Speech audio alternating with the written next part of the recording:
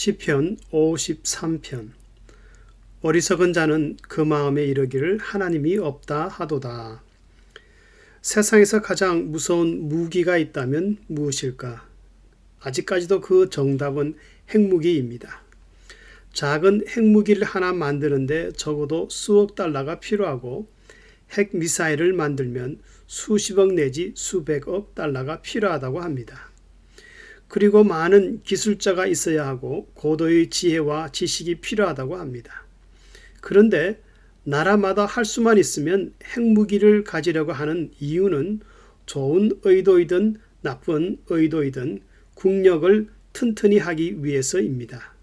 그래서 현재 핵무기를 쌓아놓고 사는 이 세상은 우리가 사는 지구를 몇 번이라도 파멸시킬 수 있다고 합니다.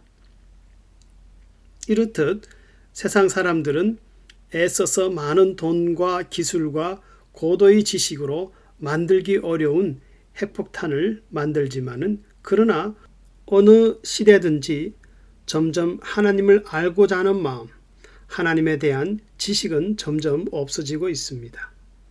본 시편에서는 영적 진리를 가르치면서 어리석은 자에 대해 설명하고 있습니다. 먼저 그들은 하나님을 찾지 않는 어리석음 때문에 탈선의 길을 걷고 있다고 말합니다. 그래서 3절에서는 이것을 다 치우쳤으며, 즉 바른 길에서 벗어나 다 치우쳤으며 더러운 자가 되고 선을 행하는 자가 하나도 없다라고 말씀합니다. 여기서 치우쳐서 선을 행하지 않는다는 것은 하나님의 섭리를 거스린다는 것입니다. 그래서 하나님께 악을 행하는데 4절을 보면은 저희가 떡 먹듯이 내 백성을 먹는도다. 결국 하나님을 두려워하지 않고 하나님을 아는 지식이 없는 자들은 어두움에 속하였으므로 진리를 따르는 성도들을 핍박한다는 것입니다. 한 예로 하늘에 속한 사람이라는 책을 보면은 지금도 중국에서는 지하교회 성도들이 정부로부터 탄압을 받아 수없이 감옥에 갇히고 매를 맞아 죽어간다고 합니다. 그러나 중국의 지하교회 성도들이 그런 고난을 당할지라도 하나님이 주신 비전이 있는데 그것은 예루살렘에서 시작한 그 복음이 서쪽으로 유럽과 아프리카, 또 서쪽으로 미국과 아시아, 중동을 거쳐서 다시 예루살렘으로 한 바퀴 돌게 되는 것이 하나님이 주신 복음의 경로라고 이렇게 말하고 있습니다. 그래서 비록 개인적으로 극심한 고난과 가정의 고난과 교회의 고난이 따르지만 예수님을 전하는 그 일을 위해서 이 핍박을 감당한다고 간증하고 있습니다. 오히려 중국의 성도들이 받는 그 지금의 극심한 고난은 복음을 전하기 가장 어려운 중국의 다음 서쪽 인도와 중동 지역, 이 불교와 힌두교와 모슬렘의 지역을 복음화하는데 오히려 넉넉한 훈련이 된다고 다짐하고 있습니다. 그러면서 질문에 이렇게 대답을 합니다. 정부가 인정하는 우리 삼자교회 성도들은 예수를 믿는데 아무런 핍박이 없습니다. 그런데 왜 당신들은 핍박을 받습니까? 여기에 대해서 중국의 지하교회 리더들은 말하기를 삼자교회에서는 예배만 드리고 그냥 집으로 돌아가야 합니다. 그들은 예수님을 전할 수 없습니다. 그러나 하나님께 대한 열정을 가지고 예수님을 전해 보십시오. 자유가 있다는 당신들도 핍박을 받게 될 것입니다. 참 의미 있고 맞는 말입니다.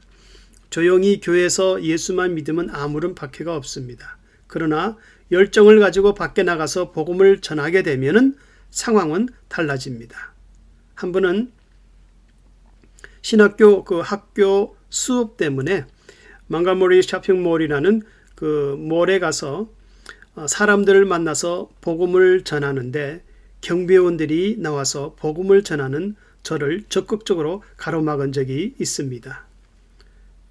성경을 펴서 전도하면은 어떤 곳은 미국인데 경찰이 수갑을 채워 데려가기도 합니다.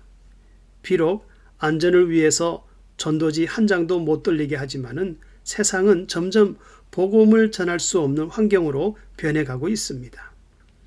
더군다나 기독교 정신으로 세워진 미국은 매년 5월 첫째 목요일마다 국가를 위한 기도의 날, National Day of Prayer라고 해서 한 날을 정해서 미국의 전 국민이 국가 지도자들을 위해서 기도하는 날이 있지만은 점점 반대하는 세력에 부딪히고 있습니다. 즉 하나님께 기도하는 것이 위법이라는 것입니다. 하지만 이것은 니오마르커스, 신마르크스주의에 대한 영향 때문에 이런 일이 벌어지고 있습니다. 그래서 오늘날 성도들이 밖으로 나가 불타는 마음으로 복음을 전할 때 의외로 공산주의뿐만 아니라 자유주의 나라일지라도 불신앙이 팽배해서 핍박이 생기고 있습니다. 그러나 하나님이 없다 하며 그스리는 악인들의 결말을 5절에서 말씀하는데 저희의 뼈를 하나님이 흩으심이라. 다시 말하면 악인이 권세를 잡아서 하나님이 계시지 않는다고 말하고 행동하지만은 그러나 하나님은 의인의 기도를 들으시고 악인들의 뼈가 땅에 묻히지 못하고 드러나 수치를 당함과 같이 심판하신다고 말씀합니다. 그래서 하나님이 없다 하는 지식은 단순한 어리석음이 아니라 이것을 요한복음 17장에서는 참 하나님과 그의 보내신 자 예수 그리스도를 아는 지식이 없는 어리석음, 곧 영생이 없는 죽음이라고 말씀합니다. 결론적으로 하나님이 없다 하는 어리석음은 의로운 길에서 탈선하여 거침없이 세상을 휘젓고 있습니다.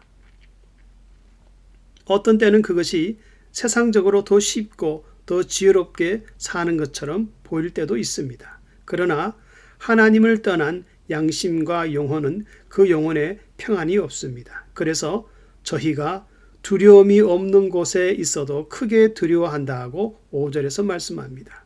그 이유는 하나님이 인정치 않는 삶의 방식이 곧 어둠과 죽음에 이르는 길이기 때문입니다. 성도님들은 가끔 더 쉬운 방법을 택하기 위해서 때때로 어리석은 자의 행위를 따라 가고 싶을 때가 있지 않습니까? 어리석은 자는 그 마음에 이르기를 하나님이 없다 하도다. 성도들의 삶은 살아있는 물고기의 삶과 같습니다. 둥둥 떠내려가다가 온갖 더러운 곳에 머무는 그런 죽은 물고기처럼 살 수는 없습니다.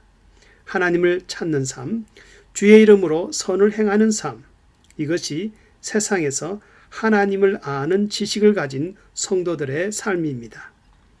이러한 하나님을 아는 지식으로 복된 삶을 살 수 있기를 주의 이름으로 축원합니다.